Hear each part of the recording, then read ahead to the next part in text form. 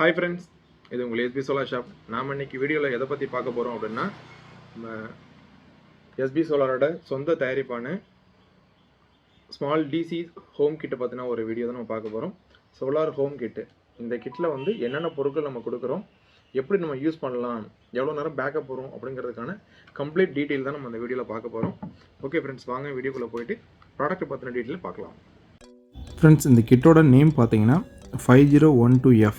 இந்த கிட்டோட ரைட் சைடில் பார்த்தீங்கன்னா 3 போர்ட் இருக்கும், 3 சுவிட்சஸ்ஸு பிளாக் கலரில். அது பார்த்தீங்கன்னா டிசி லோடு, நமக்கு யூஸ் பண்ணுற fan, light and mobile charging adapter, இது எல்லாமே நம்ம இங்கே தான் போட போகிறோம்.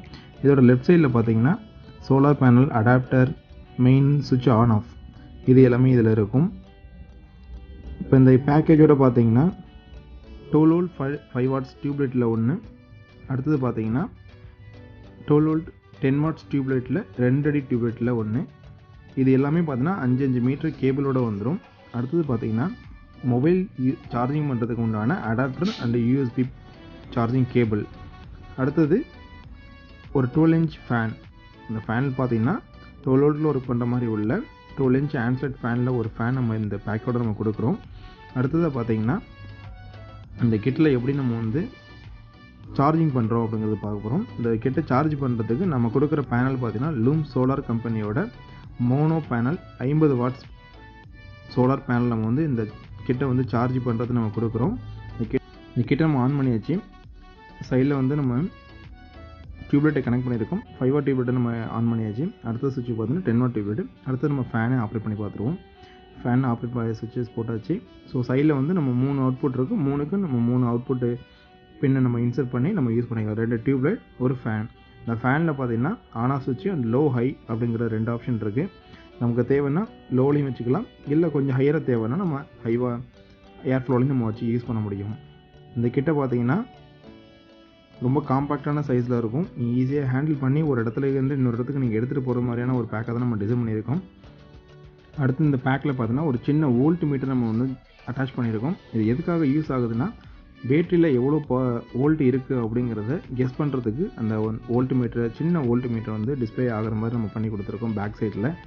ஸோ இந்த கிட்டை பொறுத்த வரைக்கும் எப்படி சார்ஜ் பண்ணணும் அப்படிங்கிறது பார்த்துருவோம். நம்ம இது கொடுத்துருக்க மெயினாக வந்து லூம் சோலாரில் 50 வாட்ஸ் பேனல் கொடுத்துருக்கோம். அதுக்கு உண்டான பேனல் பார்த்திங்கன்னா 5 மீட்டர் கேபிளோடு வரும்.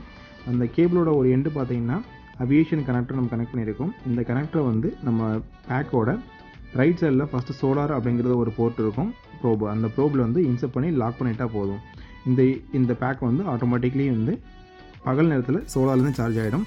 ஒருவேளை சோலார் இல்லை, மழை காலமாக இருக்குது அப்படிங்கிற பட்சத்தில் நம்ம ஒரு ஏசி அடாப்டர் நம்ம கொடுத்துருக்கோம். அந்த ஏசி அடாப்டர் பார்த்திங்கன்னா சோலார் பேனல் ப்ரோபு இருக்கிற இடத்துக்கும் கீழே தான் அது இருக்குது. அந்த அடாப்டர் அப்படிங்கிற ஒரு மென்ஷன் பண்ணியிருக்கோம். நம்ம அந்த அடாப்டரோட போர்ட்டில் நீங்கள் வந்து அடாப்டரை இன்சர்ட் பண்ணி நீங்கள் ஈவிலையும் சார்ஜ் பண்ணிக்கலாம். இந்த பேக்கை நீங்கள் சார்ஜ் ஒரே இடத்துல பர்மனெண்ட்டாக வச்சு சார்ஜ் பண்ணவும் முடியும். அதே நேரத்தில் நீங்கள் சார்ஜ் பண்ணி ஒரு இடத்துலேருந்து இன்னொரு இடத்துக்கு மூவ் பண்ணி எடுத்துகிட்டு போகவும் முடியும். ஸோ உங்களுக்கு வீட்டில் நீங்கள் ஒரு சின்ன ஷாப் வச்சுருக்கீங்க அப்படிங்கிற பட்சத்தில் வீட்டில் சார்ஜ் பண்ணி நீங்கள் எடுத்துகிட்டு போகிறதுனால எடுத்துகிட்டு போய்க்கலாம். அடுத்தது வந்து மொபைலை எப்படி சார்ஜ் பண்ணுங்கிறது பார்த்துருவோம். சார்ஜர் கேபிள் அண்டு ஒரு சின்ன அடாப்டர் நம்ம அதில் கொடுக்குறோம்.